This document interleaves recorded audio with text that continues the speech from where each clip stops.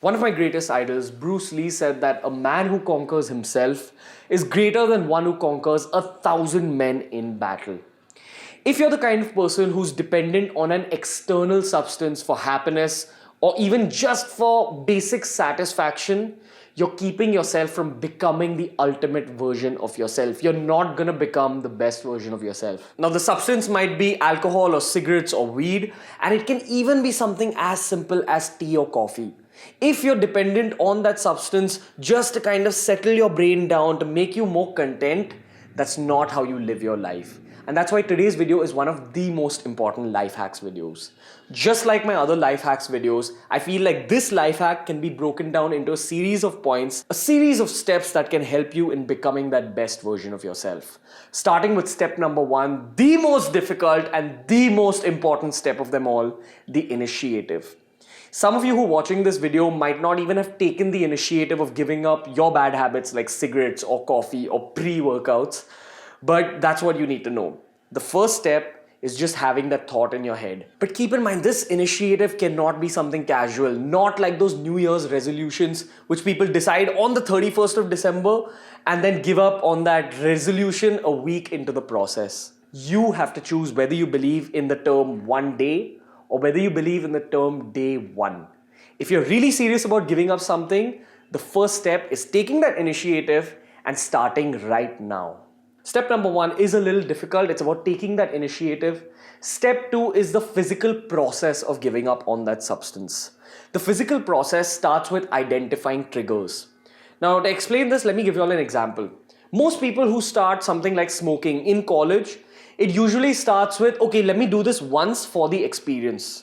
So maybe you have a friend who comes up to you and recommends that you try cigarettes, and you try it and you really like the cigarette the first time. Eventually, the next day when you meet your friend, that friend unknowingly becomes your trigger and you start associating that friend with cigarettes, and the cigarettes are associated with good times and happiness. So that friend becomes a trigger for the good times and happiness that is in the form of a cigarette for you. And unknowingly, you're developing a habit in this case. So step number two is eliminating triggers. And if you have that substance at home, getting rid of it completely. If you do have a substance at home, that is the biggest trigger. And one of the easiest ways to start off on eliminating bad habits is taking that trigger and throwing it away. Get rid of whatever substance you have at home.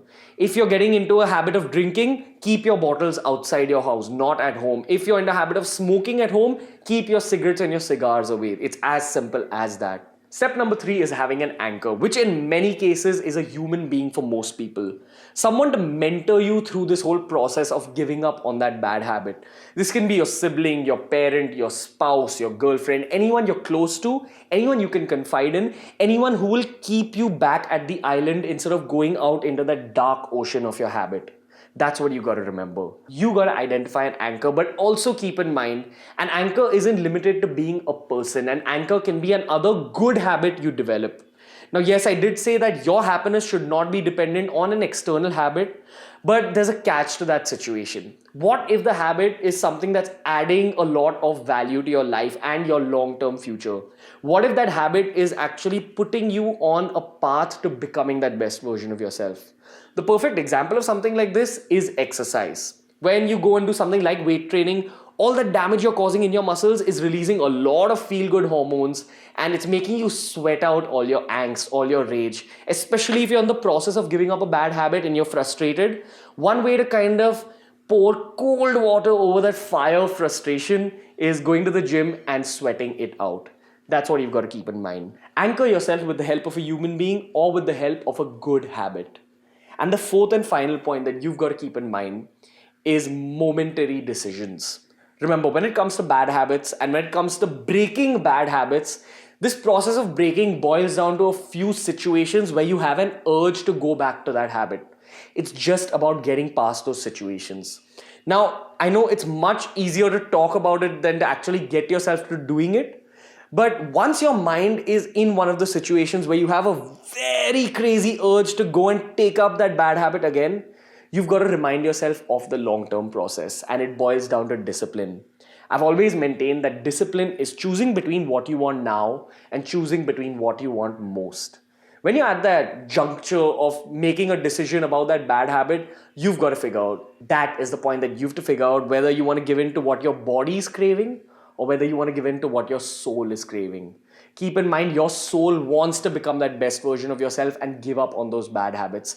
And it's in those little moments that you have to make a call. Once again, your anchor can help you in these moments. Every time you have an urge, go and call that person who's your anchor and tell them to convince you not to give in to that bad habit. That's one way most drug addicts are treated with their drug addiction. If a drug addict is craving their drug, they end up talking to their mentor, and their mentor reminds them of their long-term goals. And any bad habit boils down to this process. Someone has to be around to remind you of your long-term goals. But here's the thing with an anchor helping you with giving up on your bad habit.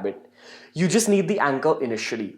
Eventually, every time you're able to beat an urge, every time you're able to beat a craving, your mind is getting tougher, you're getting more disciplined, and the next time it's much easier to beat that craving.